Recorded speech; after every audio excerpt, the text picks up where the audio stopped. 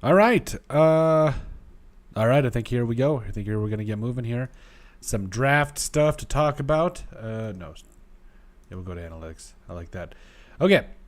So tonight we're doing a couple different things. We're gonna be talking about our 32 NFL team mock drafts, or excuse me, our 32 team NFL grades, and we're going to go through, some of these different things that we felt.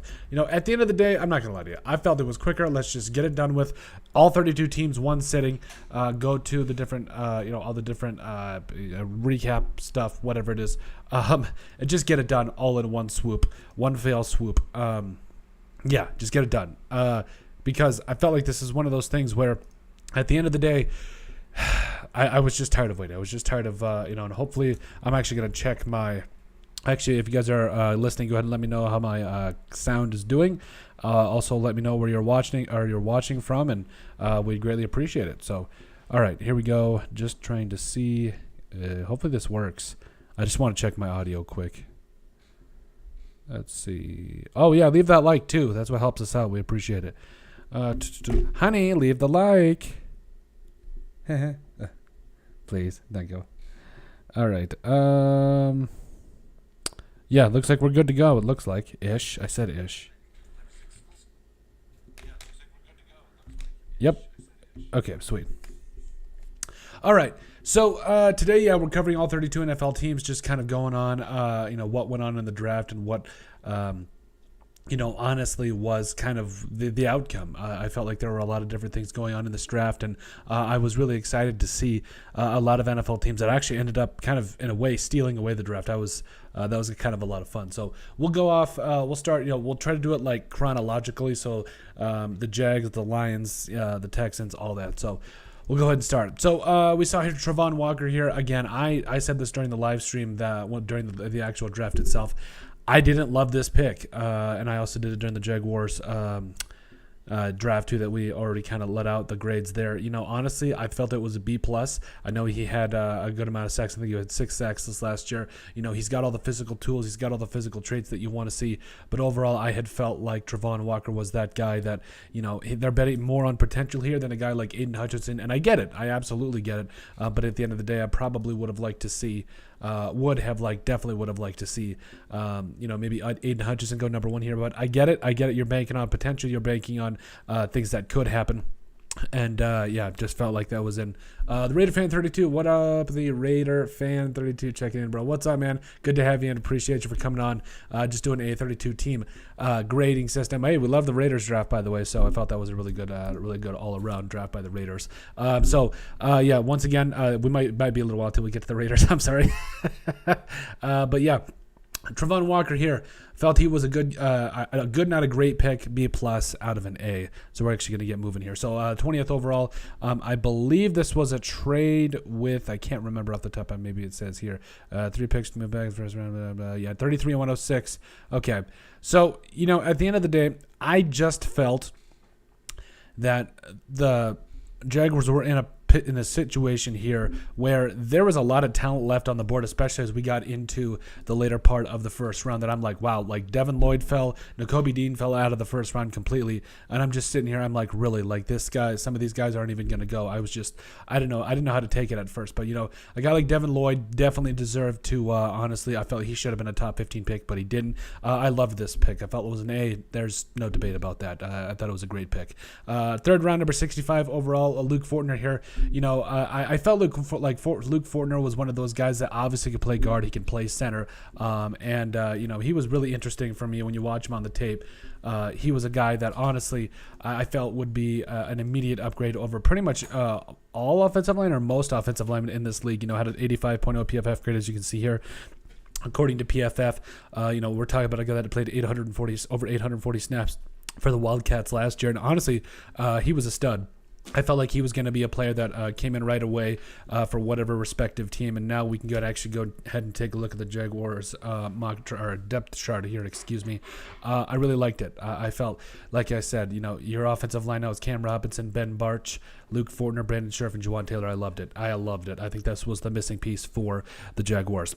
Then they got Chad Muma out of linebacker, inside linebacker out of Wyoming. Chad Muma was one of those guys. If you look at this, you've got Devin Lloyd, Foyesade Olokun, and Chad Muma. Like, you've got 3 really good inside linebackers. Like, where are you going to play people? Like, that was just my main question, because I know Travon Walker, Josh Allen are going to be those guys. Wait, they got Travon Walker here on right defensive end and at Sam linebacker. But overall, he's one of those players that, honestly, he's probably going to play a whole lot of different places. But overall, I just was kind of confused by this pick, even though I didn't think they needed a third linebacker there. But I did get it, and I did like it at the end of the day. And so as we head forward here into the 5th round, Snoop Connor, running back out of Ole Miss. Snoop Connor was one of those guys that, honestly, 13 rushing touchdowns last year in 2021. I felt this was a good pick. You do look at some of the running back depth that you do have: James Robinson, Travis Etienne. I knew that James Robinson was a guy that did get injured, so Travis Etienne also did get injured last year, so I'm really hoping that he can find a way back. Gregory Jr. out of Ouachita Baptist did like this, ran a 4.5 or 4.45 at his pro day. We saw that. Was a guy that if you just watch him on tape, I do think he's gonna contribute a little something to the Jaguars. Not sure about right away, but we'll have to see. Then Montarik, led the entire conference. Yeah, the All SEC pick. He had 5 total interceptions. We covered that in our Jaguars draft grades, but yeah, I felt he was a guy that I was really excited about, and I think overall this was a great selection, a great draft for the Jaguars. Would give it probably a B plus. Would have liked to see more of an effort in terms of after the Lloyd pick. I was just kind of left wanting more. That was just kind of how it all ended up for me, if I'm telling you the truth. Because nothing against Chad Muma, I absolutely love a guy like Chad Muma, but it did absolutely kind of confuse me a little bit. Then we go to the Detroit Lions here. We talk about the Lions that got Aiden Hutchinson to basically fall to them at 2, which I didn't know. I felt like this was kind of something that was a little while, if you ask me. Aiden Hutchinson was that guy coming out of Michigan, but you know what? He went number 2. They got a steal out of it. I loved it. So Aiden Hutchinson at 2, I mean, that's just, you couldn't have asked for any better. And then they completely fleeced the Vikings, going 12th overall. Well, I'm going to stop saying that, because I felt like there was a lot of value, a lot of different things going on. So maybe they didn't necessarily fleece the Vikings, but I did overall like the selection here. I felt it could have been for the Vikings. I thought maybe they could have gotten a little bit more value out of it, but overall, Jameson Williams here going to the Detroit Lions after it's all said and done. Listen, if they can find a quarterback, if Jared Goff is a short-term answer here, and if they can find a legitimate quarterback to throw the football to Jameson Williams, I think this could be kind of a steal here, because he's going to light up the NFC North for a long time. He's a quality player, and he's going to be there for a very long time as well. So, Jameson Williams is certainly that dude. Then in the second round, number 46 overall, talk about a guy like Josh Paschal. I really did like Paschal here. You talk about a defensive end that's got all the physical tools that you want. Like I said, I kind of gave this kind of a B, because I was felt there were better edge rushers on the board right now. But again, banking on physical tools, physical traits, I felt like Josh Paschal was that guy. And I felt overall the Lions are in a spot where they are still rebuilding. Like, they're not going to compete in terms of playoff ability this year. But I did overall like the pick. 5 sacks last year, 15 tackles for loss, 52 total tackles. And so, yeah, I really did like it. And yeah, was a guy that honestly for the Wildcats came off the edge. He's got that 6'3", 280. Gosh, you love that size. You really, really do. Okay, so then moving on here. Let's see. Oh, that is still the Jaguars. Excuse me. Here we go. Okay, so then, Kirby Joseph. Man, I like the Kirby Joseph pick out of Illinois. I really did. We talk about the Lions that honestly needed to get better in pretty much all phases defensively. I mean, this is exactly what you want to see from the Lions, and I felt like they're in a good spot moving forward here. You talk about, yes, I know they've got Jared Goff. But now they got guys like Tracy Walker, Charles Harris, Aleem McNeil, all those guys. They're going to keep getting better. Aiden Hutchinson, like we touched on.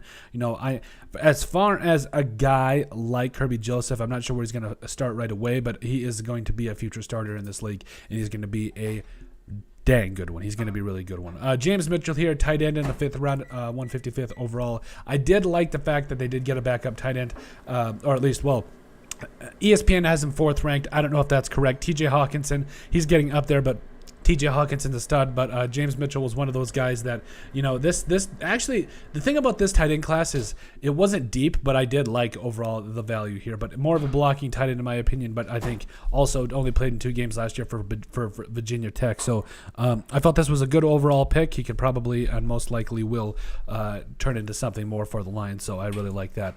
Just to show some love. What's up, Black Trunks? Good to have you, my man. I actually like what Danny Campbell Lions are doing. Yes, don't sleep on Goff. He proved that he can win without talent around. That's true. Absolutely. That's a great point. I think a lot of people do forget that. You talk about the Lions in that situation where, hey, they had Jared Goff, weren't able to get a lot done with the Lions, but they literally went to the Super Bowl with the Rams just a couple of years ago. So that's a great point.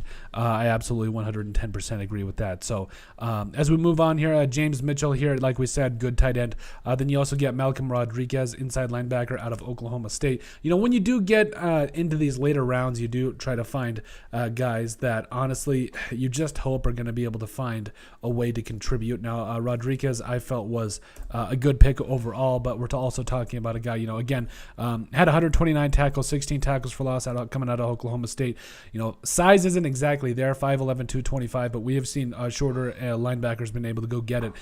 Had over 100 tackles twice in his college career, and I do think they do need some help on inside linebacker, especially when you talk about, I know Alex Anzalone is coming back. You talk about Julian Aquara is still there, Derek Barnes, so I do think he's going to come in, Rodriguez as well, and provide them with a little something.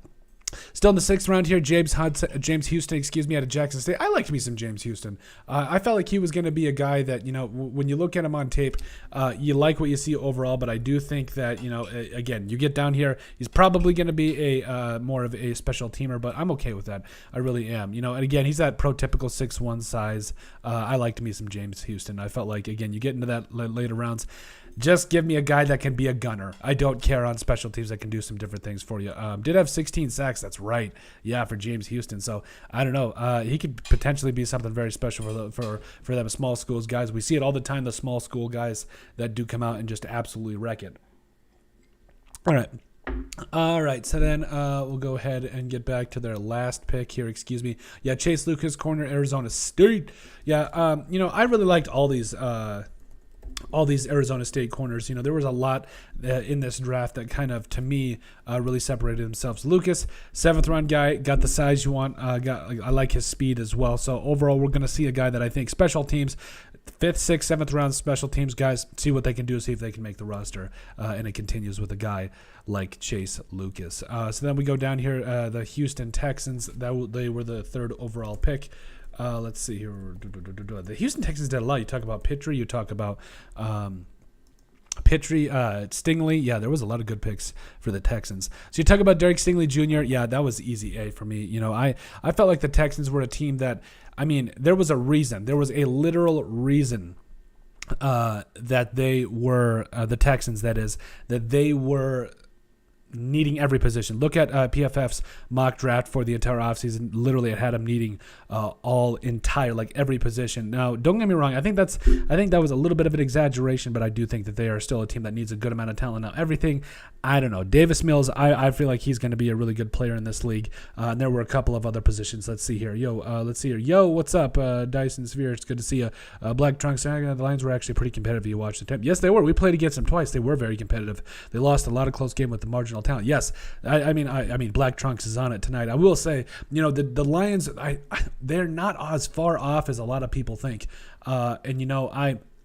I really get the fact that at the end of the day, you just look at their record and think, okay, maybe, the Lions weren't as great as they were, or were not a good team, but they were better than they looked. They're better than their record showed. They were literally this close to beating the Ravens. What was it, like week 4, week 5, week 6, something around that? They were a good team. I think if, and all it takes is honestly a little bit of belief. If you can bring in guys that will actually compete and do a lot of different things, I think that's something that's really exciting for the Lions, and I think that's what they're going to continue to do. But that is a great point. Thanks, Black Trunks. Okay, so Derek Stingley Jr., A here, arguably the best corner in the draft class. Kenyon Green, we already graded these, but we're going to do all 32 teams tonight. That's it. We're getting it done. Kenyon Green here, guard out of Texas A&M. Kenyon Green was one of those guys that he was a good draft pick overall. I just felt like this one just was a little bit of a reach. I would have liked to see this Kenyon Green probably go in a later first, early second. But again, we are talking about, former 5-star recruit. He's got the size you want. Did have a 79.6 PFF grade, allowed 1 sack, 2 quarterback hits, and 7 hurries last year. So I think he immediately does come in. That's been a tough thing for the Texans for a while. Like the Texans have needed some help. And I do think they got it here with a guy like Kenyon Green. He's still worth the pick. Don't get me wrong. He's still going to do some great things for him. But immediately, going to start right next to Larry Tunsil. You like that? They like we said, we've also covered some of the things they've done in the offseason in terms of Britton, AJ Cannon, and all that. So I do think this offensive line is going to be better. And hey, it will give Davis Mills some time. I'm excited to see how that all ends up. I'm excited for that. So then we go down here. Man, Jalen Pitry's a bad man. Jalen Pitry is a bad man. And, like we said, we know that they need help. But, I mean, immediately his first 3 picks, Kenyon Green and all of them, these first three picks should all have major seasons for the Texans, or at least contribute. Yeah, Pitry, 75 tackles, 18.5 for loss, 3.5 sacks, 2 picks. Yeah, just an all-around stud. I think he is Harrison Smith-esque. Like, I do think, that's one of my favorite Vikings of all time. He could definitely be that guy definitely comes in and honestly, it blitzes off the edge, that leader in coverage, that leader for those younger teammates as well. I love it. Black Trunks, I believe Stingley will be a better pro than college athlete. Man, that'd be tough. Man, he was already the stuff, man. Stingley was good in college. Injuries and the coaching scandal, yeah, that's true. I feel like the whole thing that went on at LSU there, just Stingley was the man. From his first moment that he stepped on campus, you could just tell this man was different. He was absolutely built different. Let's see here. Still Texans here. Yeah. Kenyon Green, Jalen Pitry, I love it. John Mechie III. I thought this one was one of those picks that was kind of went under the radar a little bit, because I know John Mechie was probably going to be that late second, third round draft pick, kind of depended. This was a deep wide receiver class, but we're talking about a guy that had over 1,100 receiving yards, really broke out this year. Now, the year before, his sophomore year at Alabama, did catch over 50 passes for over 900 yards and 6 touchdowns. But John Mechie is that guy. And I think, if you look here, he's probably going to start right away. I would definitely guess. So what am I doing? Let's see here. There we go. Let's see. Yeah. So you talk about guys like Brandon Cooks, Nico Collins. John Mechie is definitely going to be in the mix here. I mean, he should definitely start over Chris Conley or Nico Collins. Come on. He should be an immediate starter. He is that good of a player, and he's going to make an immediate impact. You like a lot of the things you saw from Mechie. Now, Christian Harris, linebacker out of Alabama here. Christian Harris was that guy, that did lead. I think he was either leading the team in tackles or was close. 80 tackles, 5.5 sacks, 11 tackles for loss. When you turn on the tape, he's a big linebacker. You like what you see, and I think he's going to fit well into the Texans' defense overall. Dameon Pierce here as well for the Houston Texans. It's been a long time since they have had a respectable running back. Now they got Marlon Mack. I like Rex Burkhead, or it feels like they've like Arian Foster. Those were the days. Now they got Dameon Pierce back there. I think he's going to have a chance to contribute, be a major player, and do a lot of good things. Let's see, Black Trunks. Davis Mills was low-key the best rookie quarterback last season. Great point. We pointed that out, actually, when talking about Trevor Lawrence and all them. Absolutely, especially if you consider horrible offensive line, lack of talent. Thank you. We said it last year. Honestly, give this man some credit. Brandon Cooks is the least appreciated wide receiver. Yes, that's another thing. Black Trunks, man, you're on top of it tonight. We'll say, a guy like Brandon Cooks and Davis Mills, this could be a very special duo for a very long time. But I did feel, I swear they were thinking about trading him. Maybe not, but man. So you got Brandon Cooks, John Mechie. That's a heck of a duo there. But yeah, you're exactly right there, buddy, in Black Trunks there. I honestly felt like, can we please just get him a double-headed wide receiver attack, get him an offensive line and see what happens? Like, seriously, that's all literally what it comes down to. But it is what it is for the Texans. I like Dameon Pierce overall, but yeah.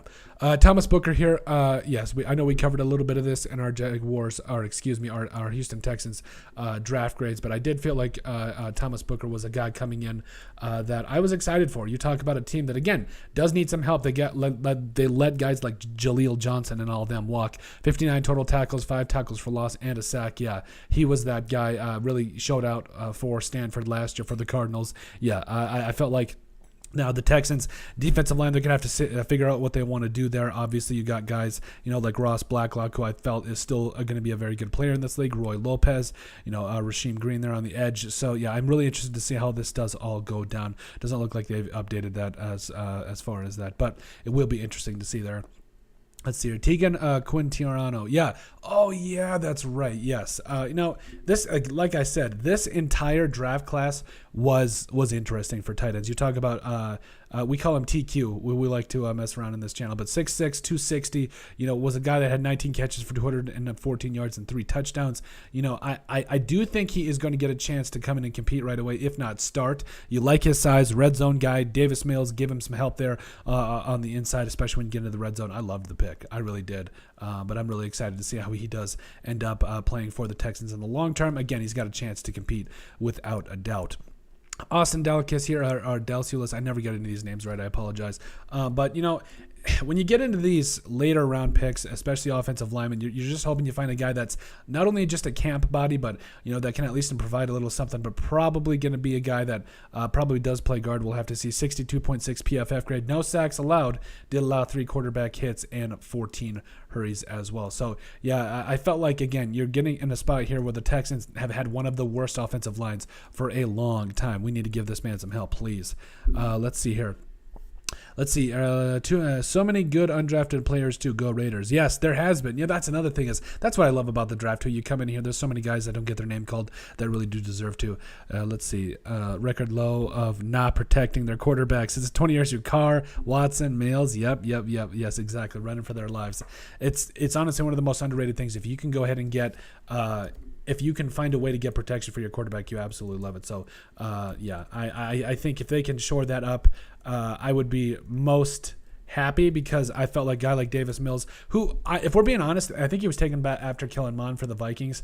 I had felt like he was a guy that I didn't know what to expect, but he has really shown a lot in his first year. Let's see here. The Jets with Ahmad Gardner. Yeah. I loved this pick. I really, really did. Ahmad Gardner here, like we said, arguably one of the best corners in this draft class, didn't allow a single touchdown, not a single one in college. And I felt like Ahmad Gardner was one of those guys that if he wasn't going to go number one, obviously it was going to be Derek Stingley Jr., but he's got the size, he's got the speed. An overall stud at Cincinnati, was a guy that had 40 tackles last year, did have 3 sacks, 5 tackles for loss, and 3 interceptions. Just a lockdown corner. You love everything you love everything you see about a guy like Gardner. Shutdown corner immediately makes the Jets better. Yeah, the Jets, I honestly felt like the Jets may have had the best draft out of everybody. Like, they were in a position where they needed quite a bit of help. They got some in free agency in a lot of different areas, like offensive line and Lincoln Tomlinson, CJ Uzomah, Tyler Conklin. Obviously, they got Jeremy Ruckert in the draft as well. But overall, they needed some help. They got it. They got Breece Hall, too. We'll talk about that in just a second. But, yeah, just overall, this was a very good way to kick off the start here. Then you got Garrett Wilson there. Wilson to Wilson for years to come. I'm really excited to see what that's going to be like. I felt like Wilson was one of those guys that, honestly, man, Garrett Wilson, that is, was a guy that was very rightfully in that number 1 wide receiver race for pretty much the entire season. Again, Wilson to Wilson, you got to love it. Let's see here. Jermaine Johnson, too. He falls to you at 26. No wonder they traded back up. Jermaine Johnson, I didn't flip. I'm embarrassed to admit this, but I didn't flip the tape on for Jermaine Johnson until like late in the draft process. But as soon as I did not regret it. 70 total tackles last year for Florida State last year. The Seminoles, 17.5 tackles for loss, 11.5 sacks. He's got all the physical tools. He's got everything you want. Yeah, he's just an overall stud. I'm really excited to see what he does. A clear value pick here. Tremendous value for the Jets. I felt like he was a guy I felt they were a team that they did get a lot of help. Let's see here. Black Trunks, what's your honest assessment on Zach Wilson? Honestly, I believe he's overrated. See the arm talent talking about I believe in Trevor Lawrence more than Zach. I will agree. I will tend to agree. I have my question marks about Zach Wilson. I had more confidence. Like, I agree with you. I had more confidence in a guy like Trevor Lawrence. But I will say that Zach Wilson, he's got the offensive line. We'll run down this because I don't want to get any of this wrong. So you talk about he's got the weapons. Breece Hall, Elijah Moore, Corey Davis, Garrett Wilson. He's got some weapons now. CJ Uzomah, he's got tight ends. His offensive line is going to be respectable. Just top to bottom, there's a lot going on in terms of that is going to make this offensive line look great. But I was really excited to see how this all unfolded. They got their guys, top to bottom, offensive line. Good. The question is, what's he going to do with it? I think that's honestly, he's got the weapons. Can he elevate the Jets in year 2? That's going to be the ultimate question. I think he can. I definitely see the talent. I see why they selected him number 2 overall in last year's draft, but that is what it's going to come down to. Can he lead the Jets? I honestly don't know the answer to that question, but I think it could be really interesting as we see what gets moving, what gets going on here, because I do think he can be a really good quarterback in this league. Then we talked about Breece Hall here, Iowa State. Man, Breece Hall was just a stud. I mean, you talk about guys that honestly probably should have been a first-round draft pick, but the running back position has been so devalued. I mean, just, was it 50 touchdowns in the last 3 years on the ground? Like, just come on. He can catch the football. He can run the football. Like, literally a legitimate day one starter. Him and Michael Carter there in the backfield there. Oh, this is just nasty. This Jets draft was just amazing. They really hit it out of the park. Breece Hall is going to be a guy, like I said, that I think he could be a guy that kind of sets the record straight as far as that wide receiver position. But Jeremy Ruckert here out of Ohio State. I loved this tight end class. Like I said, I know from the very beginning I was talking about this tight end class, but 6'5", 250, that guy, 26 catches, 309 yards, and 3 touchdowns. I think he's the best blocking tight end in this draft, and they already had a couple of good receiving tight ends, so I think you're going to open up the run game. You're going to do a lot of different things, but yeah, I loved Jeremy Ruckert, that pick. Let's see here, Black Trunks. You replaced Trevor with Wilson this year, the Jets on the playoffs. I don't think that's a bold take. I think that's honestly a good point because, again, he's a very good quarterback. I do have more faith in Trevor at this point. We'll have to see how it all does unfold, though. But I'm excited. I'm so excited for this year.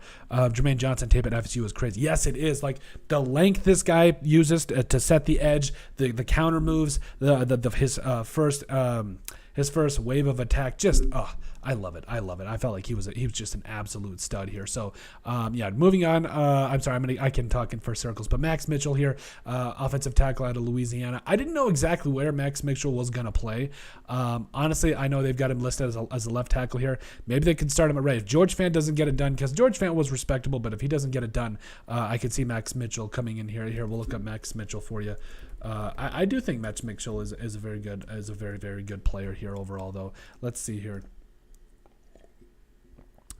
Gotta have that water. 94.8 PFF grade. That was higher than I thought it was, huh? Yeah, 3 sacks allowed, 1 quarterback hit, 9 hurries. Did play for the Raging Cajuns. I love it. Guy that's got 6'6", 307. We'll see what he can develop into. Maybe he can help shore up that offensive, that right tackle spot for the Jets. But I did like the pick there. Michael Clemens, man, defensive end coming in out of Texas A&M. This was honestly, Michael Clemens was one of those guys for me that I was just sitting there and just admiring. Like, I loved so much about this guy. He's got the size you want. 7 sacks last year. Is it the Aggies? I really hope it is. 7 sacks, 11 tackles for loss, 32 total tackles. Yes, we talk about getting Jermaine Johnson. You talk about getting some more help for him in the 4th round here. Developmental guy ish. I love it. I do think he's going to come in and have a chance to start right away, or at least compete. He's going to compete, and you absolutely love it. Okay. So then let's see. Oh, I'm in the wrong window. Maybe it would help you. Oh, yeah. So that was it. That's right. Michael Clemens there, the last pick for the Jets. So the Jets, I arguably think they had the best draft class out of this entire draft. But overall, we'll just have to see how things pan out, because that was one thing I did see too. I was just for fun the other night. I was looking back on the different picks from like over the years, and it was kind of crazy the amount of players that didn't necessarily pan out, but it is what it is these days. Let's see here. Giants 5. Thibodeau falling there. Yep. Yeah. Thibodeau was one of those guys.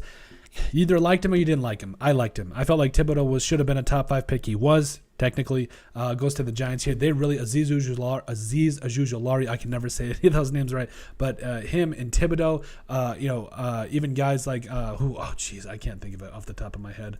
I can see his face and his name right in the side of my head. It's right there. I can't. I think I can. Can I? Quincy Roche, was that it? Yeah, Quincy Roche. Yeah, sorry, I couldn't think.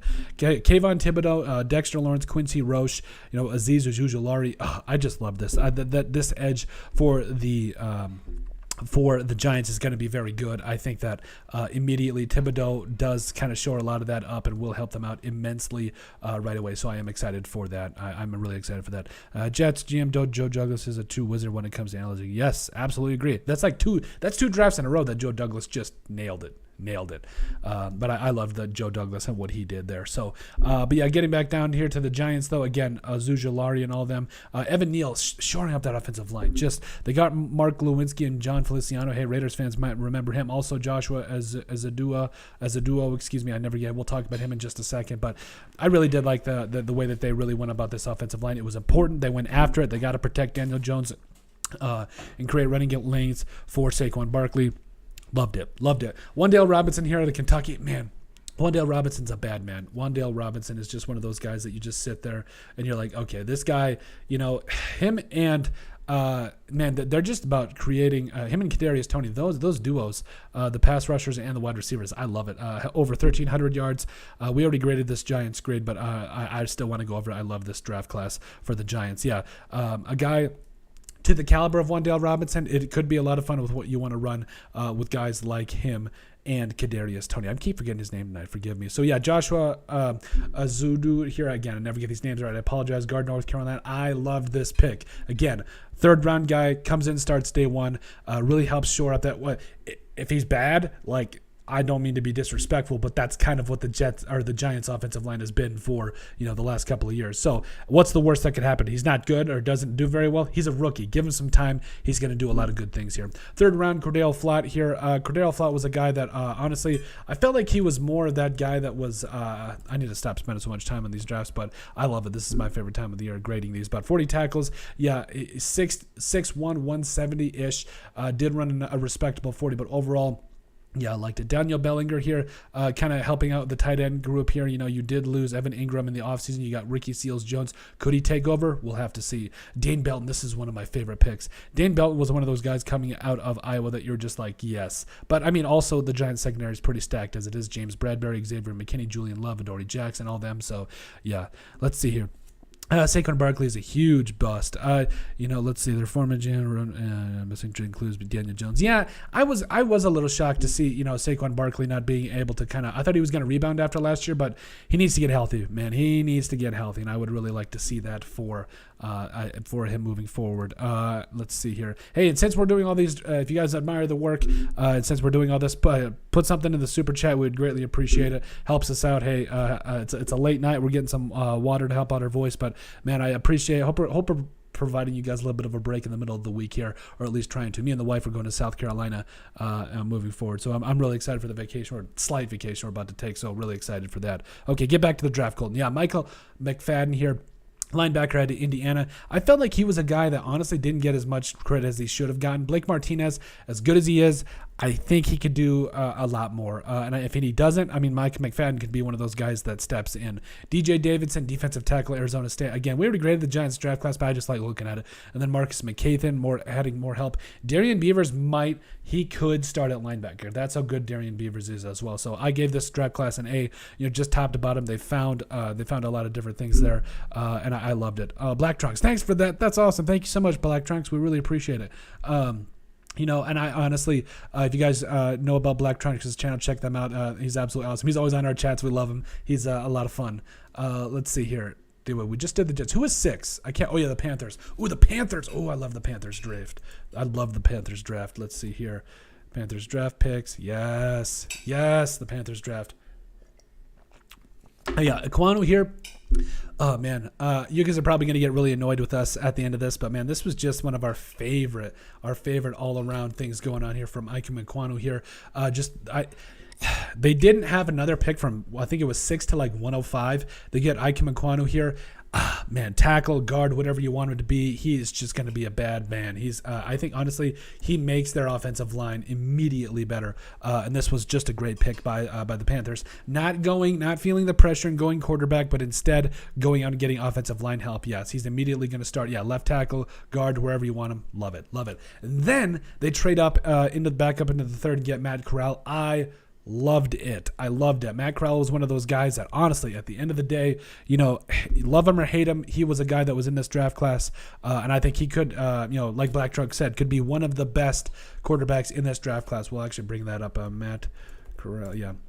Yeah, I think we graded the Panthers draft class too. But hey, this is again why we love doing this. Over 3,300 passing yards last year, 20 touchdowns, 5 interceptions. There's a lot to work with a guy like this. There really is.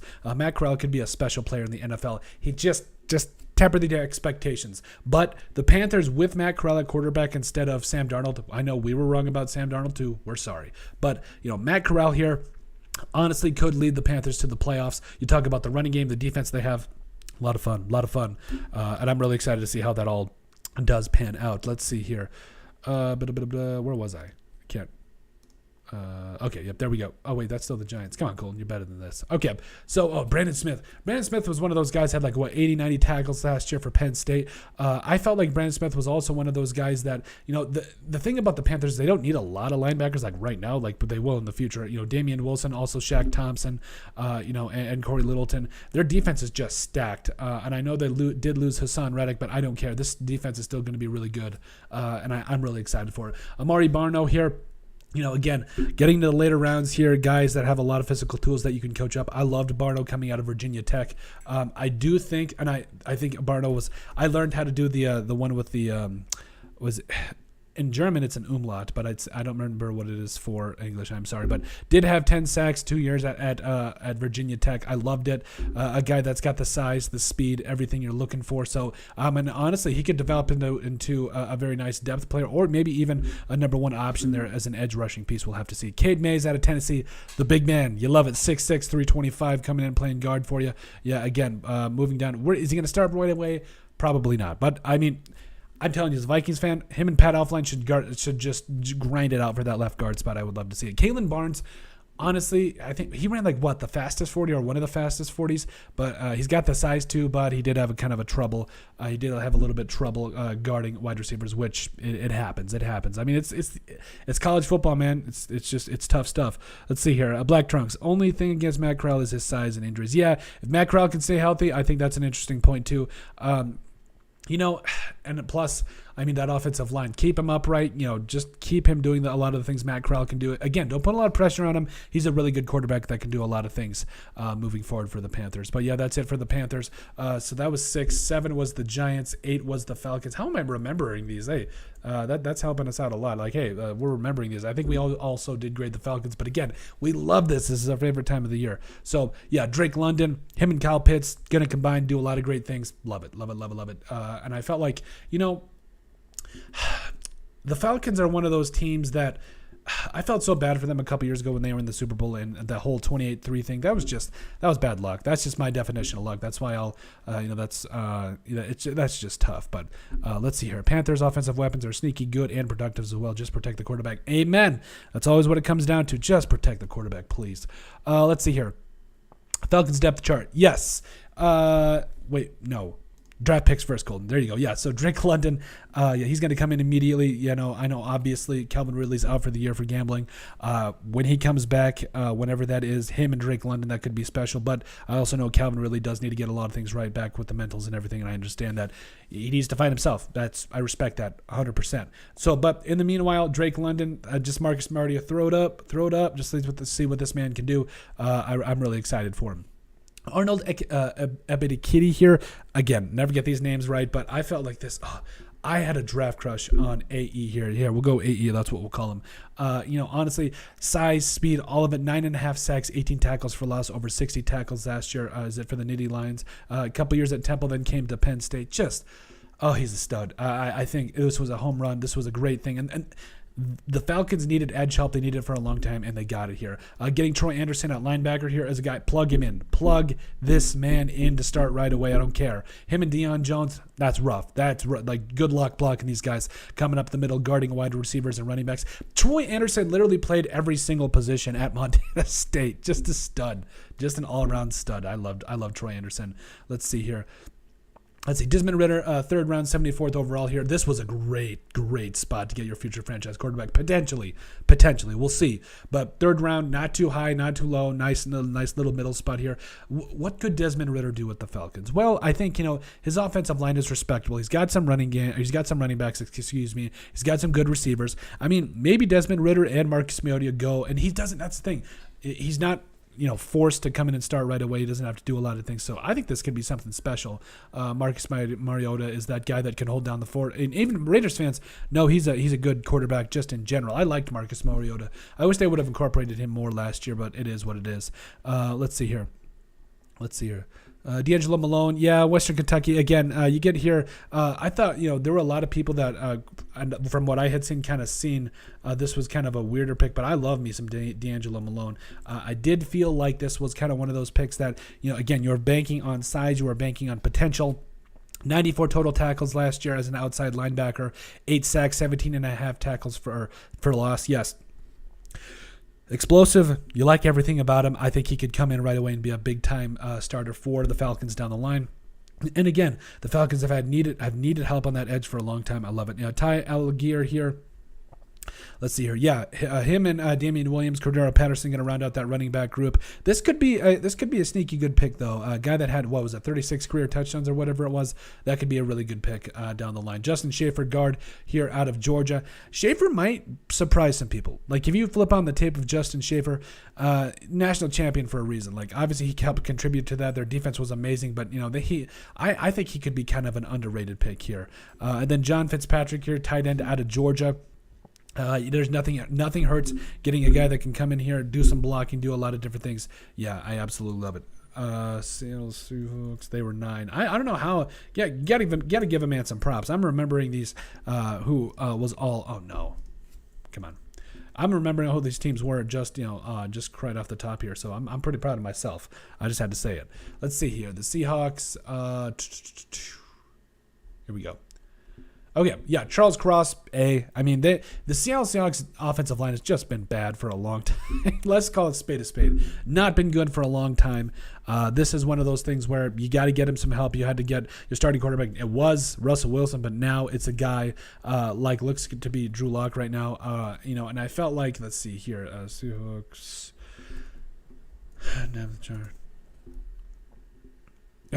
Okay. So Drew Lock here, Geno Smith. Geno Smith played good in absence for a guy like Russell Wilson, though. Also Rashad Penny, Ken Walker.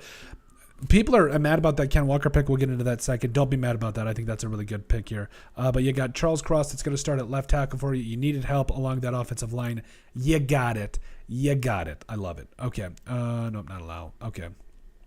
Let's see here. Second round. Who was it? Was it Boy Mafe first? Yeah, Boy Mafe. They needed some help on the edge. I liked the pick here. Guys like LG Collier there, Tyreek Smith. Boy Mafe, I think, could come in and start right away. Had 8-9 sacks coming out of Minnesota last year. Loved it. I love Boy Mafe. He's an absolute stud. Kenneth Walker. Do not be mad about the Kenneth Walker pick. Here's why. Because you look at Rashad Penny and Chris Carson. Those two guys have been out for the last couple of years, just not consistent. Ken Walker literally scored the most. It was some crazy stat I can't remember, but literally had the most touchdowns in the AFC or the entire, was all college football or something like that. 18 total touchdowns on the ground last year, over 1,600 yards. He's reliable. Doesn't seem like he misses a lot of time, but he's fast. He does a lot of good things. He's just give him the running. Just give him the ball. Don't put a lot of pressure on Drew Lock. Maybe go get your future franchise quarterback in the future. You get what I'm trying to say. But you've got a running back, you've got tight ends and wide receivers and Tyler Lockett and DK Metcalf. And Noah Fant. Love it. So all you're missing is that running back, which I'm sure we'll see moving forward. Abram Lucas out of Washington State here. It was funny. I think I saw a meme why get a running back and then get an offensive tackle that just is not good at run blocking. Easy with that. Abram Lucas is that guy. He's a stud. I loved his pass blocking. Yes, could running back or run blocking get better? Yes, we can all get better at something. That's one thing I think you got to be able to take away. Abram Lucas here should start over Jake Curran. Honestly, that should be it right here. I don't care if he's got issues run blocking. Put this man in. Him dropping to the third round, that's an A for me. I love that. He was an early second round pick or a later second round pick. Excuse me. That was tremendous value. Kobe Bryant here. Love and respect up for 2-4. He's the reason I ever watched the NBA, if I'm being honest. But Kobe Bryant here, he kind of got, I don't want to say overshadowed by a guy like Sauce Gardner, but he was definitely the guy that was less touted out of both of them. But he was just as good in my mind. Now, obviously Sauce Gardner was better, but Kobe Bryant did some good things. 44 total tackles last year, a sack and a half, also 2 interceptions, had a pick 6 as well. Did a lot of good things for Cincinnati. This is kind of an underrated selection in my mind. Will he start right away? I don't know. But I think he's at least going to come in right away, provide you with some quality depth. Tariq Woolen here, doubling down on corner here.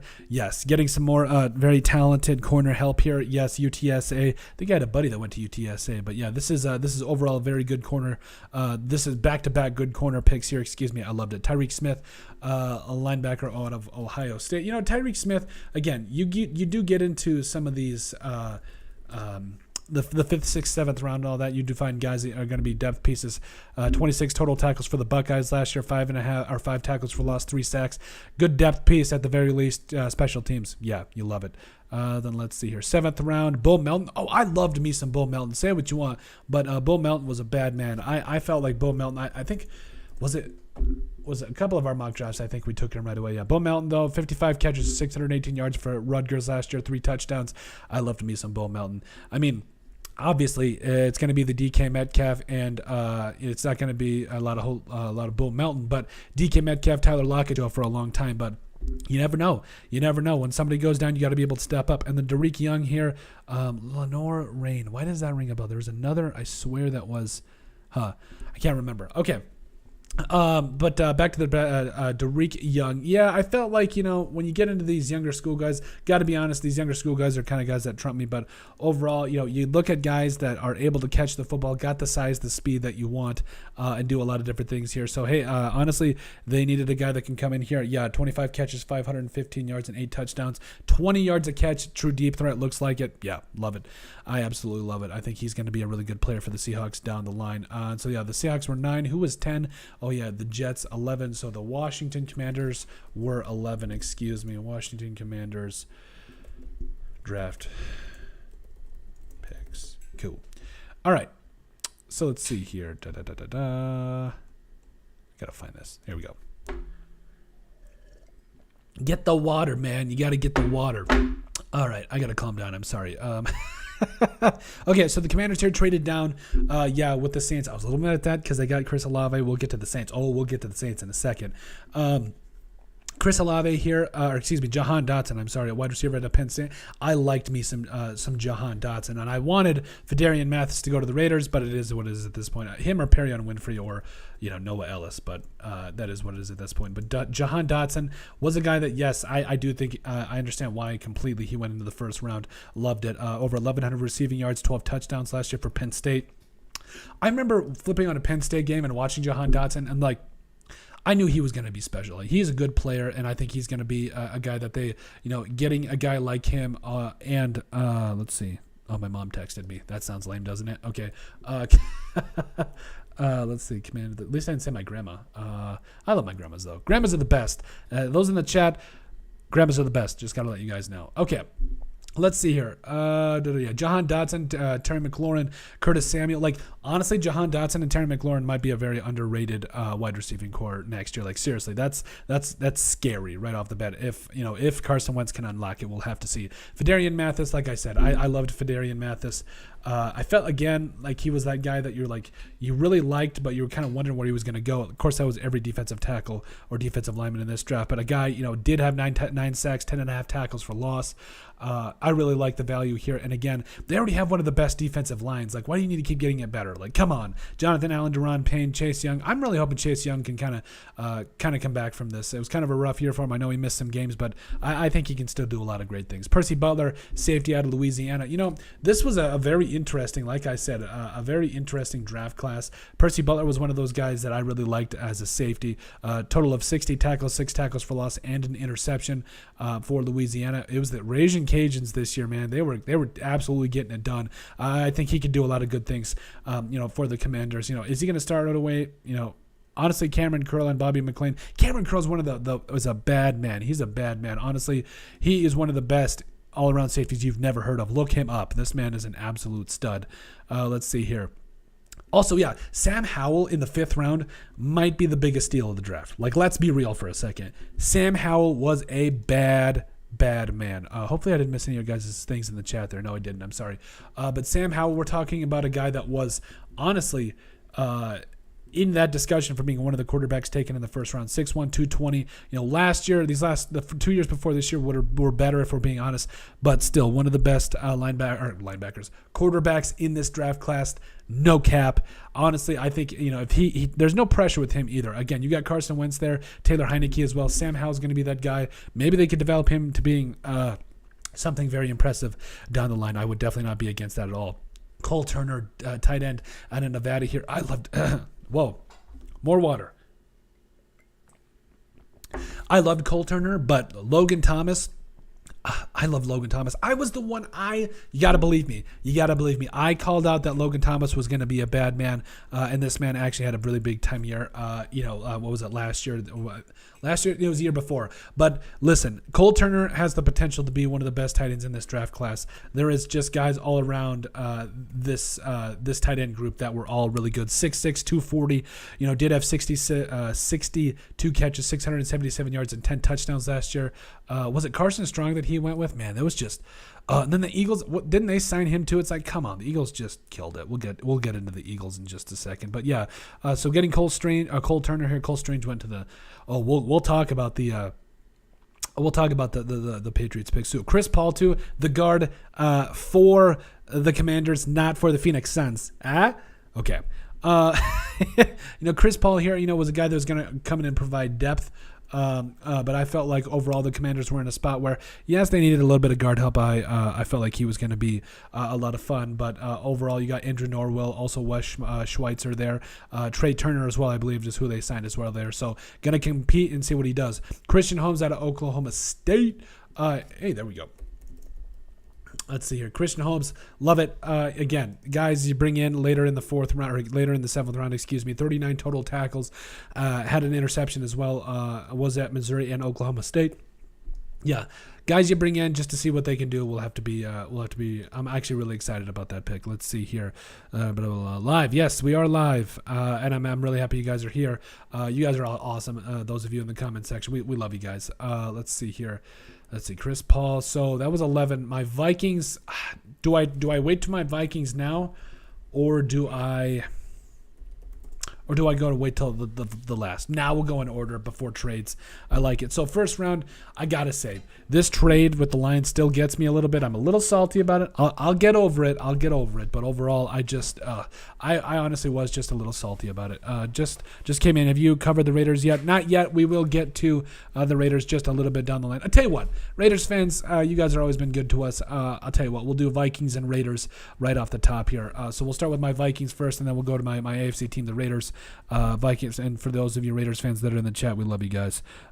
Let's see here. So yeah, round one, I didn't love the trade. Lewis Cine came in. I feel like they do have a potential to have a kind of a triple safety threat here in Minnesota. I'm really excited for it. I mean, honestly, Harrison Smith is one of my favorite Vikings of all time.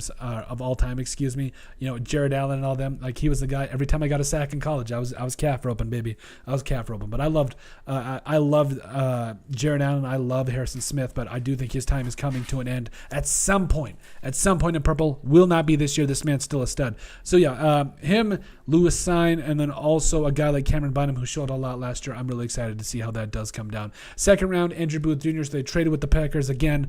Don't love that trade, but it is what it is. We'll get past it.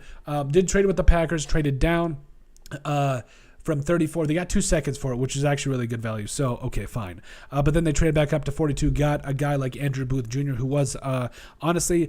And if you listen to any interviews at all, this guy was not healthy at all last year and still was one of the best corners in the country. He's got the size. He's got the speed. He's going to come in. He's a penciled-in day one starter. I love it. I love it. The Vikings went on to him. Then also, Ed Ingram here. Will he start right away? I don't know. Pass blocking is there. Yes. Run blocking, not so much. We'll have to see, though. I do think this was a bit of a reach. I'm more harsh on my Vikings. I really am. Felt this was a little bit of a reach, although I do think that in the long term, if they can develop him, and do some different things to help him out with the run game, he could be a really good guard in this league. Was really good at pass blocking, so that's exactly what the Vikings need. And then you get Brian Asamoah here. I thought this is one of my favorite picks of the draft. A guy that led, Oklahoma with like 80 tackles last year, flying all over the place. I loved Brian Asamoah here in the 3rd round. He's probably going to replace Eric Kendricks or maybe even Jordan Hicks this year. It's coming down the line. Great pick, 3rd round. Thought he was an early 2nd round pick. Great get here. Caleb Evans. This kind of shocked me a little bit. I obviously he's got the size, he's got the tools you want. Was more of was a zone corner kind of there at Missouri, but and then also played for Tulsa 3 or 4 years before that. Was a very respectable player. I really want to see this man with the proper coaching and see what he can do. And Caleb Evans, why do I say Evans? Evans could be something very special down the line. And then Seizi Atamewu, this was a guy that honestly on the edge can play defensive end in a 4-3, can play interior if you want him to. Yes, I absolutely love this. I felt like this was a guy that, especially when you're in the 4th, 5th round here, I think it was the 5th round. It was the 5th round here. I love this. I love the value. You talk about the Vikings, what they're going to do differently. So Asaizi, also T.J. Smith, Kenny Willekes, Janarius Robinson, Jalen Twyman, all these guys on the outside. I love it. I absolutely love it. This is going to be a lot of fun for the Vikings and fans. Ty Chandler here, 5th round. I'm trying to remember. Who was that running back for North Carolina back in the day? Didn't he go to the Bengals?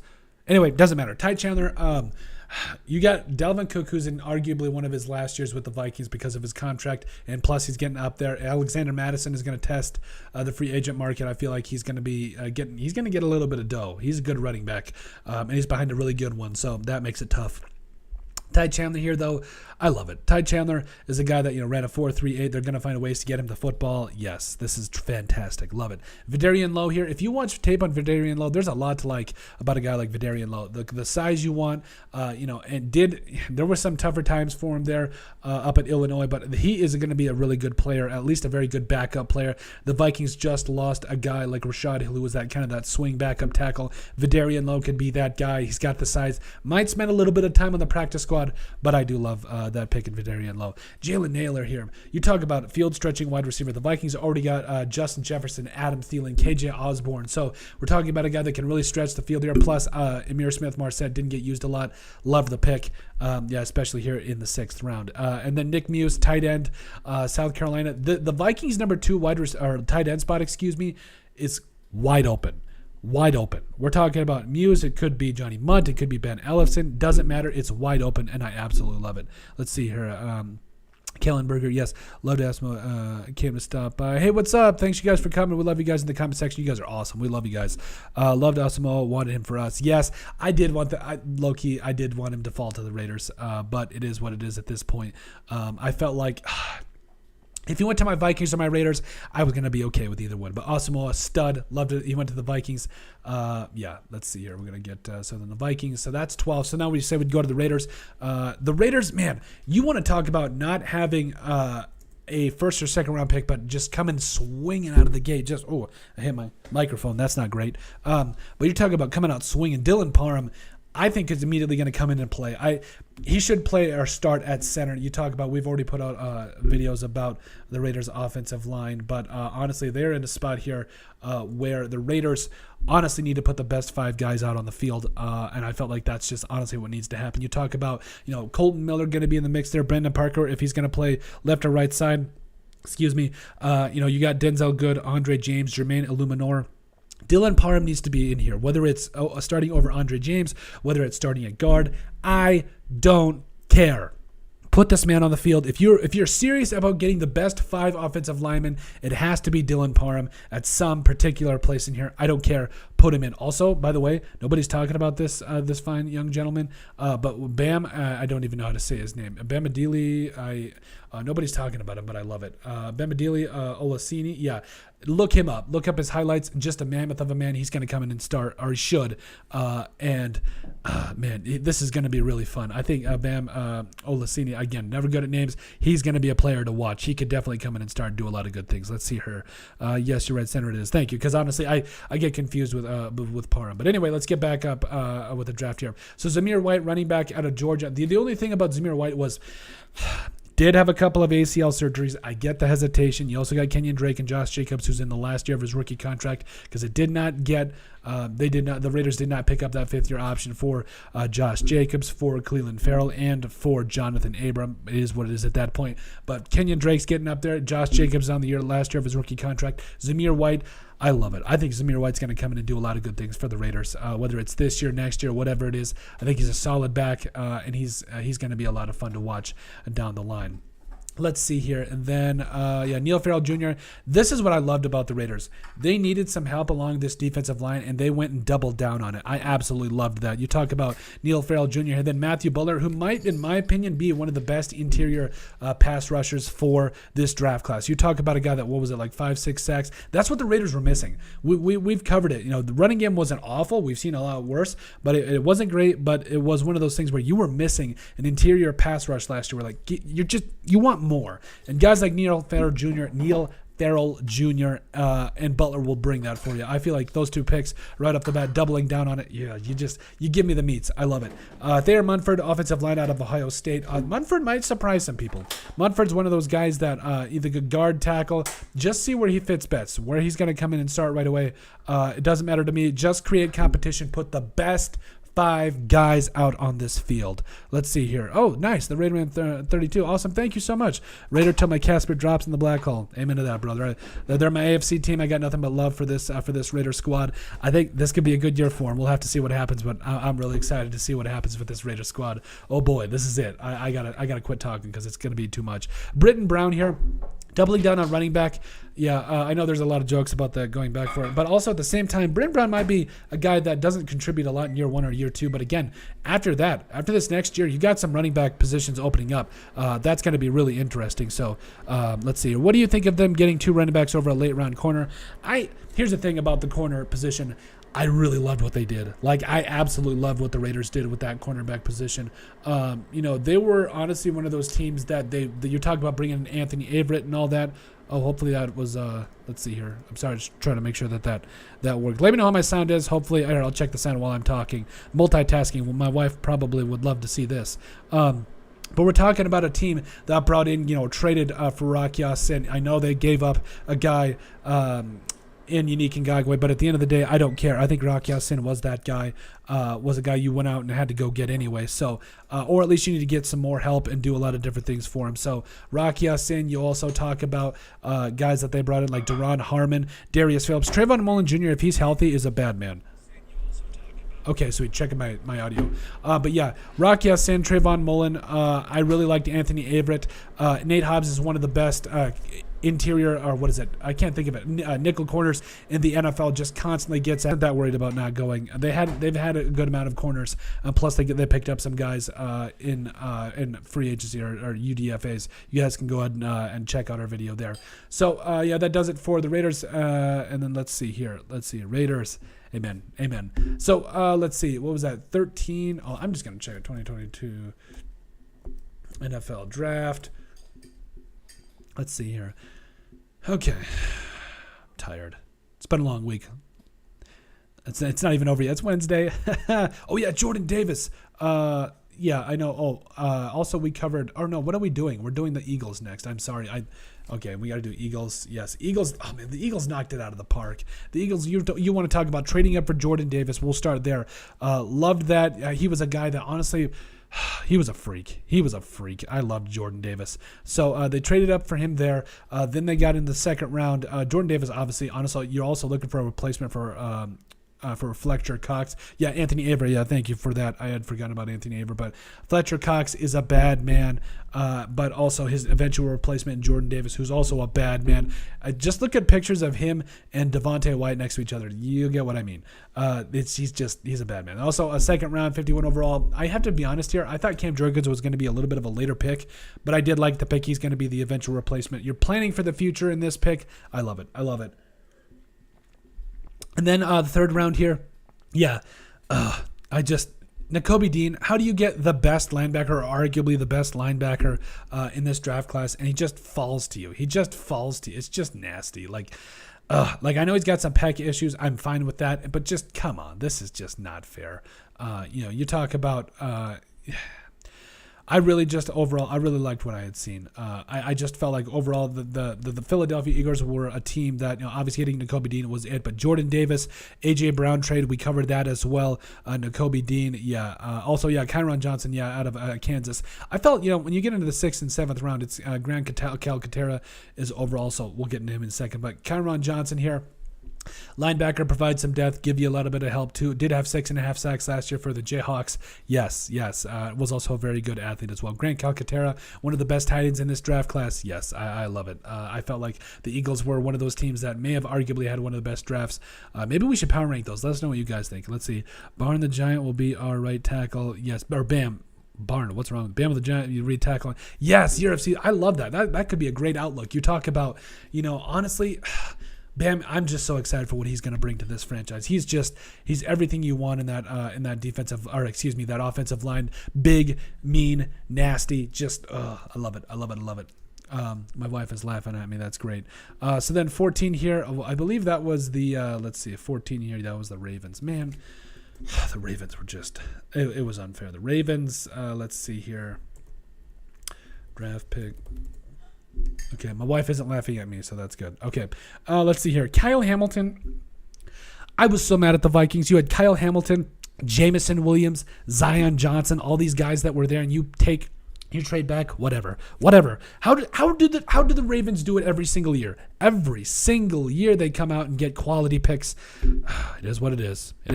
Kyle Hamilton here at 14 just falls right in their laps, just right there, just sickening. Kyle Hamilton's going to immediately come in. I felt he could be the most talented safety in this draft class, maybe player all around. I know he was slow, but I don't care. Let's see here. Kellen Berger, Max, Neal, Jones, Kuntz, Fackrell, NASCAR package. I know. That's one thing I was gonna touch on one of these nights is talking about. I mean, I know we've already kind of touched about it, about this defensive line for the Raiders, but man, it's tough. They're gonna be nasty. Tyler Linderbaum here. First pick, 25th overall, or first round, 25th overall, going to come in right away, start. We know it's frustrating. He's a guy, honestly, he was clearly the best center in the draft, but we'll have to see. He's going to come in and really help out that offensive line. David Ojabo, sickening. Literally, because he hurt his Achilles. Was a guy that was probably a late first round draft pick early, probably later or mid rounds, and he just comes in. He goes to a good franchise. That's rough. Travis Jones here too. It's getting frustrating. This is just looking at this draft is making me angry. One of the best defensive tackles in this draft class falls to nearly the 4th round. Had a great Senior Bowl. Yes, this is just all around A. Do we even need to go throughout the rest? And Jalen Armour Davis. Daniel Falele wanted him to go to the Raiders. Really wanted him to go to the Raiders. He was my guy. Was kind of disappointed he didn't go to the Raiders. It is what it is at that point, though. They're just top to bottom. They nailed this draft. Then Jalen Armour Davis coming out of Alabama. Yes. Anthony Averett 2.0. Hey, maybe you guys remember Anthony Averett, Raiders fans. 4.39 40. He's got the tools. Yes. Charlie Kolar. Tight end. I mean, didn't really need a tight end here, but honestly, if that's the worst they do, okay, fine. Let's see here. But yeah, they get that tight end, get him a little bit of help there. I'm actually going to get out of some of these. Okay, how is all this going to fall? Come on. All right. Yeah, Staley, Tyler Phillips. Yes. Jalen Armour Davis. It's just nasty. Yeah, you talk about Charlie Kolar here. Yeah, tight end. Max Williams Mark Andrews had a big year last year. Nick Boyle year. Yes, Isaiah Likely they got as well. Jordan Stout. This is just frustrating. To compete with Sam Cook. Yes. Potentially replace. Doubt it. Doubt it. We'll see. We'll see. Isaiah Likely coming in out of Coastal Carolina. Again, one of the best tight end classes. This was, yes. Let's see here. Still mad. Syracuse has hit on Gannon. I know, right? I know. And let's see here. Isaiah Likely. Yeah, Demarion Williams, a guy here in the 4th round here. Man, they just really helped out their defense. They got so much better. It's just nasty. Like, they immediately came in just top to bottom. And then Tyler Beatty there. Tyler Beatty, also have J.K. Dobbins there, Justice Hill. That's just nasty. The Ravens were one of those teams that hit it out of the park, and it's just frustrating. Yeah, we already touched on the Texans, the Commanders as well. Actually, I believe we'll get to the Saints here in just a second. Actually, let's do the Saints. So the Saints, let's see here, because the Saints were one of those teams in there I know that we missed. Let's see here. Saints, they had a good year. They had a really good draft. Okay, there wasn't a lot of them. Was it like 4 or 5 picks or something like that? But yeah, Chris Olave here, I was so mad. They traded above the Vikings to get him. I was mad. I'll be honest there. But yes, getting Chris Olave here at 11, absolute big-time stuff. Him and Jameis Winston are going to be big-time stuff for a long time. Trevor Penning here, offensive tackle. They got their offensive tackle of the future. Easy. Alontae Taylor did have a little bit of a problem with this one. I thought this one was a little bit of a reach. I felt like he was more. He was literally projected to be a 5th-round pick. I know they needed corners. I know Andrew Booth Jr. went before that, but I mean, come on. This is there were still some a lot better corners on the board. That would be my only thing against this draft class so far. But then also DeMarco Jackson, a guy literally had over like 120 tackles, 20 tackles for loss, had like 6 sacks too. He's going to develop into a starter one day. He's going to be a bad man. This was a very good draft pick. Then Jordan Jackson, defensive tackle at Air Force, was a guy that had 3.5 sacks last year. Jeez, excuse me. I had a buddy that went to the Air Force Academy. Just amazing, great. But you also talk about helping out that defensive line. Yes, it's frustrating. They got a lot of good players. Those first 2 are going to contribute right away. I absolutely love it.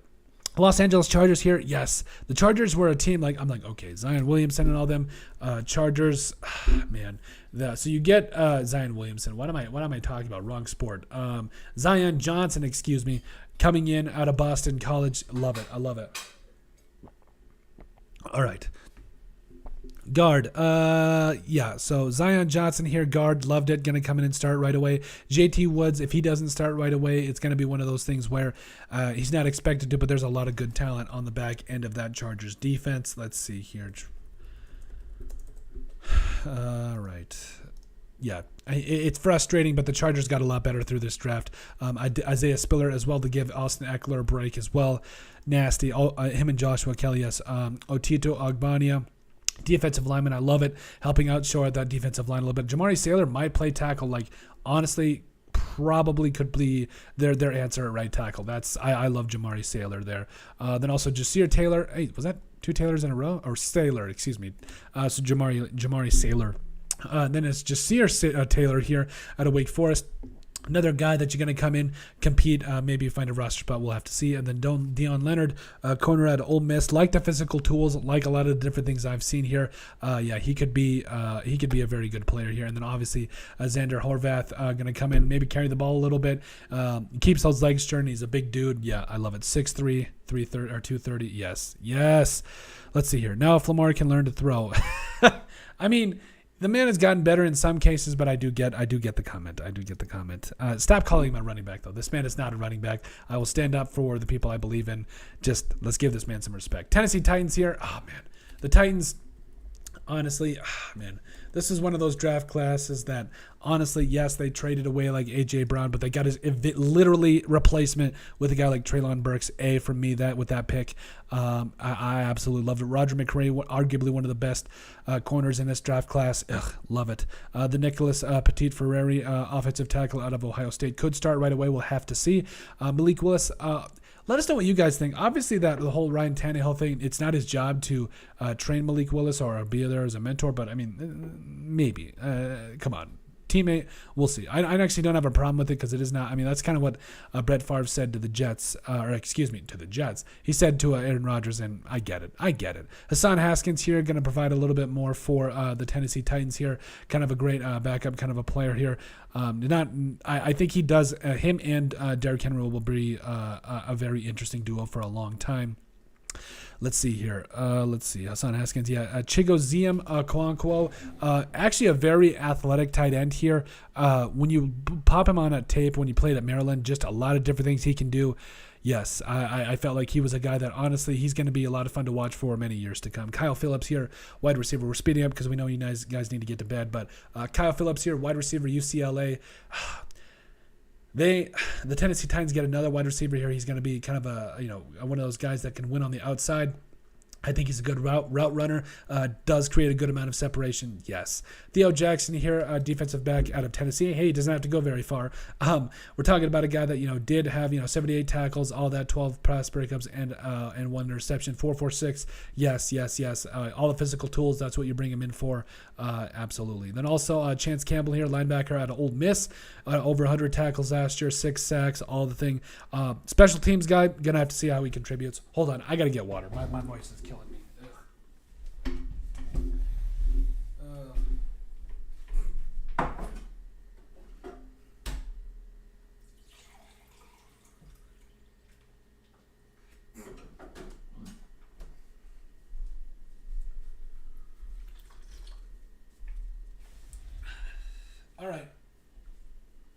All right. Yep, we got our water. We're good to go. All right, we'll get it done. All right, Campbell, that's the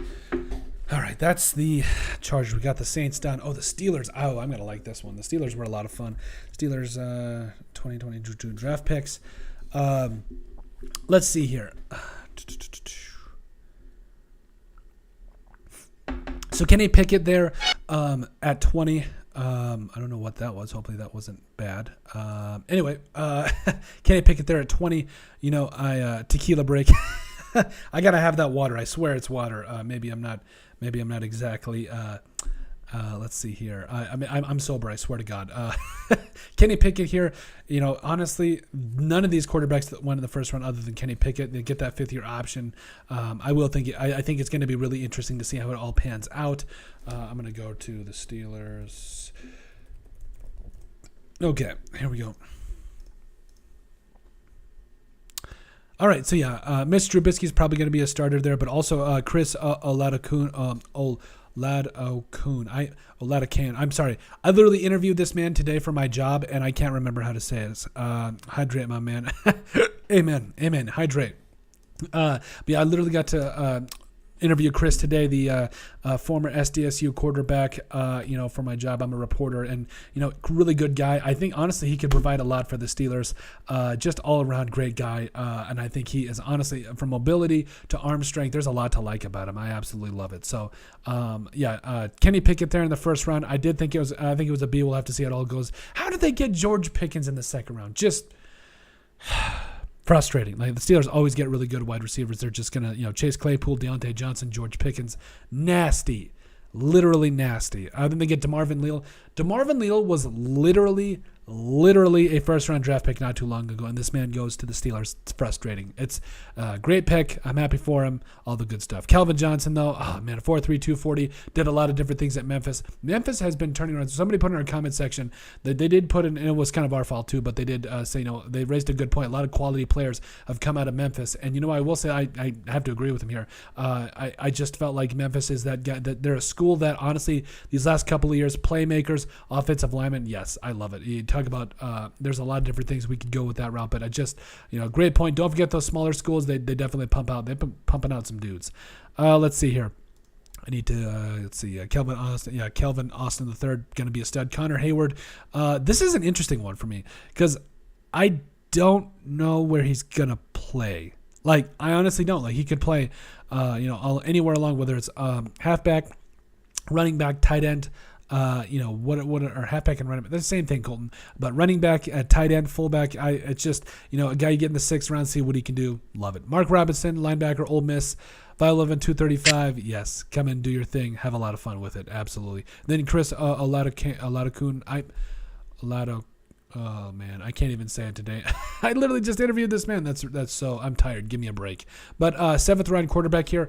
I like the idea of going back for a 7th round quarterback, especially with the intangibles that Chris has. He's honestly a great guy, like I said. But again, if you watch him on tape, he's got the arm strength. He just escapes pressure and does a lot of good things when the thing is on the line. But Kansas City Chiefs here. is anybody tired of the Chiefs and how well they draft? Like, let's see here. Chiefs 2022 draft picks. We'll start off Trent McDuffie. Obviously, he was a guy that honestly was a top 15 pick, and he just falls here. 21 overall, immediately going to make their defense better. The Chiefs know how to draft, that's for sure. Let's see here. But the Chiefs know how to draft. They know how to do their thing. And, yes, I loved it. We'll also get into the teams like the Chicago Bears and all that. Let's see here. Yes, so Trent McDuffie's probably going to start right away. Immediate replacement for who did they lose? I'm trying to remember. It wasn't L'Jarius Sneed. Who was the other guy? But, yeah, he's going to start right away, or at least should get a shot to. I love it. George Karlaftis, a top 15 pick. Man, and he'll be gone in 4 years after they develop him. Yeah, I don't know. I'm thinking he's talking about the Steelers. That's probably correct. But let's see here. Ooh, where was I? I need to focus up. Yeah, George Karlaftis here, defensive end, literally a top 15 pick, and now he's going to a place where he doesn't need to start. Like they've got some guys on the edge, like Mike Dana, also Austin Edwards, but more notably guys like Chris Jones, Frank Clark, all those probably going to start right away. But it's like you just love it. I mean, just a guy that fall that far. It's rough. It's rough. Sky Moore here replacing. I mean, I don't know about replacing Tyreek Hill, but Sky Moore is a bad man. Sky Moore is an absolute stud. Going to be a guy that comes in right away. I think he's a guy that could immediately have over 1,000 yards receiving. Love it. A here. Brian Cook, one of the best safeties in the draft, also falling to the Chiefs. Like, are you kidding me? Are you kidding me? They've already got Justin Reed. Brian Cook falls to him here. Plan for the future. Just Leo Chenal here. Again, a guy that was literally a early second-round pick falls to him at 103. Joshua Williams here out of Fayetteville State. Another great corner here that if he doesn't start right away, he'll at least provide you with a lot of great things down the line. But yes, I absolutely loved it there. Darian Kennard, very athletic offensive lineman. Yes, let's see. Then Pickens will be a Raider to replace Adams. Ooh, I'd love that. That'd be nice. That'd be nice. Yeah, like I was saying, Darian Kennard here, very athletic offensive lineman, going to come in right away. At least be a depth piece for him. Oh, I love Kennard. I really do. Their offensive line is nasty too, by the way. Let's see here. 7th round. Jalen Watson, corner, another depth piece. I love it. Going to be one of those guys that, again, special teams, see what he can do, and give him a chance to make the roster. Isaiah Pacheco, running back Rutgers. They need some help along the running backs. Clyde Edwards-Helaire, Ronald Jones. Practice squad guy. See how he develops. It could be a big thing. Nazeeh Johnson, safety out of Marshall here. I think this could be interesting. Again, probably going to be one of those guys that comes in later and does a lot of good things for the Chiefs. They just draft and develop well. They really do. Let's see here. Packers. Yes. Jets, we already did. Okay, let's finish up here. Okay, so Packers, Quay Walker, I don't love this pick. I'm going to be real. I really don't love this pick. I felt like, honestly, he was not a guy that they needed. Obviously, I get the fact that the Packers were looking for some wide receiver help, and I don't know why they went away from it. Quay Walker's that guy that, honestly, they just brought back Devondre Campbell, so it's like they don't really need. Obviously, he's probably going to come in and start right away, but still, really, I don't know. They needed more wide receivers than they would have had to reach in the second round. My Vikings got the best of him there. We'll talk about that a little bit later. Well, actually, we already talked about it. Got a second-round pick out of him extra. 2 second-round picks for 34. Ugh, loved it. Buffalo Bills, Kyler Alam here. Excuse me. No, we're not doing that. We're talking about the entire Packers draft here. So the Packers, like I said, they got Quay Walker there, which again I didn't love. I felt like it was kind of one of those things where, yes, great, you brought in another linebacker, but you need wide receivers. Then they got Devontae Wyatt. Now, he's a good player. I do think he's definitely going to come in and help a guy like Kenny Clark. But overall, man, and they've already got Jerron Reed too. Just wide receivers, my man. Just wide receivers. Christian Watson, they traded up for him. I think he could be kind of a guy that does come in, but it's going to be a question of when is he going to contribute. I'm really interested to see that. Ran a 4.36. When he's ready to go, he could be a bad man, but it's going to be one of those things where we'll have to wait and see. Sean Ryan, I think he's going to start at tackle or at guard at some point for him. Yes, he's going to be a very good player. Romeo Doubs is a bad man coming out of Nevada. I'm actually, I think it was Purple for the Win podcast that raised a good point. He's more worried about Romeo Doubs. I agree, absolutely 100%. Zach Tom here. Probably going to be a guy that, played tackle, could play guard, a lot of different things he could do for him. I think he's going to be a really interesting pick when it's all said and done. I mean, the Packers just draft guys like that later, and they draft offensive in the later rounds, and they always pan out. Kingsley Onigbari here was a second-round pick, literally a second-round pick, edge rusher that they got in the 5th round. Yeah, Kingsley Onigbari is going to come in and start here. If he doesn't start, he's going to be one of those guys that gets in the rotation. Love it. Let's see here. Tariq Carpenter, again, 7th-round linebacker that you bring in for depth just to see what he can do. His RAS scale here. Yes. Long, can run. You love all of it. Absolutely. Let's see here. Yeah, Jonathan Ford here, defensive line to round things out, it looks like. No, wait, they had Rashad Walker, that's right. So, sorry, Jonathan Ford here to Miami.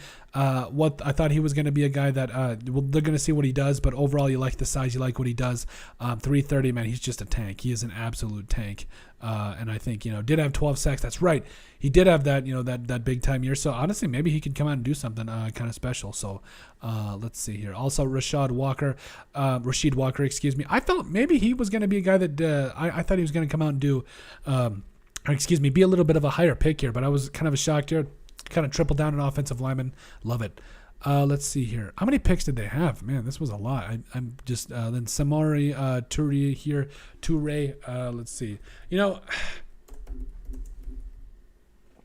Toure was one of those guys that coming out of Nebraska, I thought he was probably going to go undrafted, but I'm glad he went to the Packers here.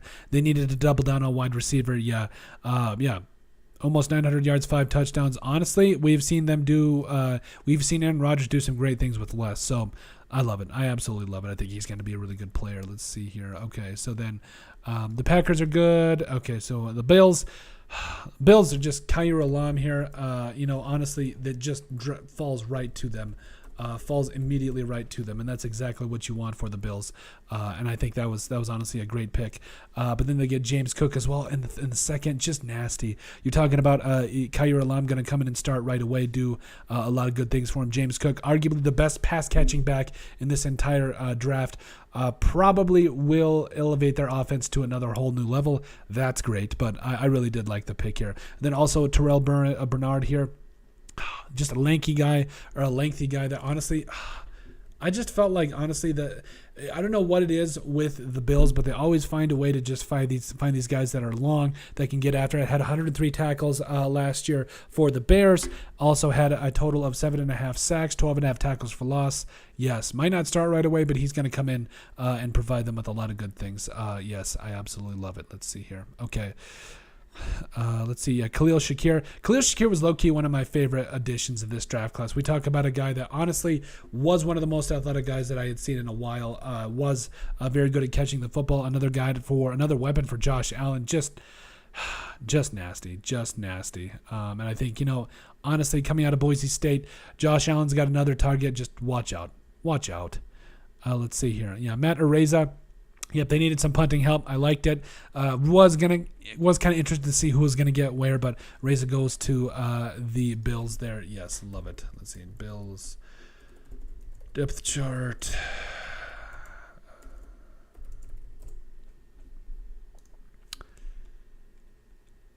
Yep. Okay. So yes, here we go. Khalil Shakir. Yes, another weapon. Christian Benford here. Honestly, again, they just seem to bring in these guys that if they don't start, they're guys that come in and do a lot of good things for their roster. They're just always one of the best rosters that are put together, and I love it. I think they're going to be a really good team. Luke Tenuta here. He was a guy, honestly. People might be LT. Ooh, I don't know about that. We got to give respect to LaDainian Tomlinson. But Tenuta here was a guy. Honestly, at any point, I wouldn't be totally turned off if he had to come in and start at some point. I think he could, maybe a little bit more polish. I don't think that would be a problem. Balin Spector here, linebacker, kind of a guy that again is going to come in and shore things up for that special teams. Hey, you love those guys that come in and just shore up the special teams. You need them. They're really important. Let's see here. So the Bills, the Cowboys. Can I just say the Cowboys? I don't know. I just felt like the Cowboys. We had one of my buddies, Joe, on. Joe Price. He's a big Cowboys fan. He comes on and he talks about his Cowboys. He was not happy with this pick. So a lot of people think he could be the left tackle of the future, maybe, but man, I think he's got some work to do. Maybe can kind of come in behind a guy like Smith and be something special. We'll have to see, though. I do think that it does come down to how he does develop and how the Cowboys develop him, which they actually do a pretty good job of. But Tyrone Smith here going to come in. Does he start at guard? Does he? I don't know. We'll have to see. But I think it is going to be interesting. Sam Williams had a little bit of had some off-field issues from what I had seen. But honestly, if they're okay with that and they've done their vetting, we've seen them do some great things. But a guy that had 12.5 sacks, 15 tackles for loss, the physical tools are there, but you do have the questions about the off-field stuff. Let's see here. Let's see. I'm just trying to make sure. Yes. Jalen Tolbert, honestly, third round. This was honestly a very underrated pick. I think Jalen Tolbert might surprise a lot of people. Jalen Tolbert is that guy. I had seen mock drafts where he was either going in the first round or something, but Jalen Tolbert was that guy. Yes. Jake Ferguson, tight end out of Wisconsin. I didn't think they needed a ton of help here, but honestly, that number 2 spot, you did lose. Who's it? Dalton Schultz. I can see his face. I can't remember. Anyway, they lost one of their tight ends last year. Yes, Dalton Schultz. I totally get the pick here. So actually, they did need the help. Let's see here. Yes, Matt Zakato. I never get these guys' names right. Gonna provide another piece to this offensive line. Whether it's somebody goes down, you never know. We saw that last year with the Cowboys offensive line. Just more tools to help with that. Then Deron Bland, a corner out of Fresno State. Helping out with that corner room. Love it. Damone Clark here, inside linebacker. This was kind of a low-key, kind of a sneaky pick. I really liked this pick. You talk about they don't necessarily need linebackers, but Leighton Vander Esch, honestly, could he start? Maybe. You talk about Micah Parsons. Jabril Cox, though, needs to be let loose. That's all I'm going to say. Absolutely going to say about that. And then also John Ridgway. I loved this man. Ever since I saw him running the 40, a guy that's going to come in and help with that run game. I absolutely love it. Devin Harper, linebacker, Oklahoma State. Yes, more quality depth moves. So we touched on the Jaguars, the Colts. I think, honestly, the Bengals, let's see here. I think we pretty much touched on it. I can't remember if we missed out anybody. I don't think we did. We touched on the Colts. We touched on, let's see. Let us know if we're missing anybody. I want to make sure we got all 32 NFL teams here. That's why we called it. But yeah, Chiefs, Bengals. Honestly, the Bengals. Here, one sec. 2022. Yeah, Cambridge Taylor. I thought that was, they did need some corner help. I did like him going there. Also got Dax Hill, Zach Carter. Yes, this is better. Cordell Volson out of NDSU. Yes. Let's see here. 5th round. Yeah. So Dax Hill, Cambridge Taylor probably going to start right away. Zach Carter at D-line coming out of Florida. Absolutely love it. Cordell Volson, a guy that honestly, they need offensive linemen, but they did shore up a lot of it in free agency. But overall, Tyson Anderson out of Toledo here. Yes, and then Jeff Gunter to round things out. I loved it. I really did. So I'm just going to NFL teams. I'm literally just trying to make sure I got everything. So got the Packers. We got the Eagles. Ooh, the 49ers. Let's see. 49ers don't have a lot left. We are very close here. Thank you guys for sticking with us. You guys are truthfully awesome. Well, you guys love you guys. All right. Let's see here. Yes. 2nd round, Drake Jackson. Honestly, getting some more help for that offensive line. I know they lost Tomlinson. Yes. Or excuse me, that defensive line. What am I thinking of? They lost Tomlinson, but I'm not worried about that. Drake Jackson, quality edge rusher here. Yes. And then Tyrone Davis-Price. Do they keep bringing in running backs that just keep doing things? And it's just, I love it. Danny Gray here, that's low-key that is actually a really good pick. Deebo Samuel, I knew was kind of putting those red flags up and just kind of wondering what he was going to do there. But then Spencer Burford here out of UTSA, getting more offensive line help. Yes, please, and thank you. Samuel Womack, corner out of Toledo, 4.3940. Yes, providing and just helping out shore up that defense. Nick Zakalej out of Fordham. I'm not really familiar. Oh, yeah, that's right. Yes. I remember watching him at the Senior Bowl. A guy, honestly, there's a lot to work with here. Honestly, he could be one of those guys that does help with that loss. Maybe he could be a starter for Tomlinson one day. We'll have to see. Then Kalia Davis here. Defensive lineman coming out of the University of Central Florida. And then Tariq Castro Fields. Oh, getting him in the 7th, that's just an absolute steal. Also, Brock Purdy, yes, I love it. I love Brock Purdy. That pick, I thought he was it, man. He was absolutely. I love Brock Purdy. So Patriots, I think it's we got the Seahawks, Bears, and then I think it's Bears, Bucks, Broncos. Let's see here, Dolphins, and then Bears.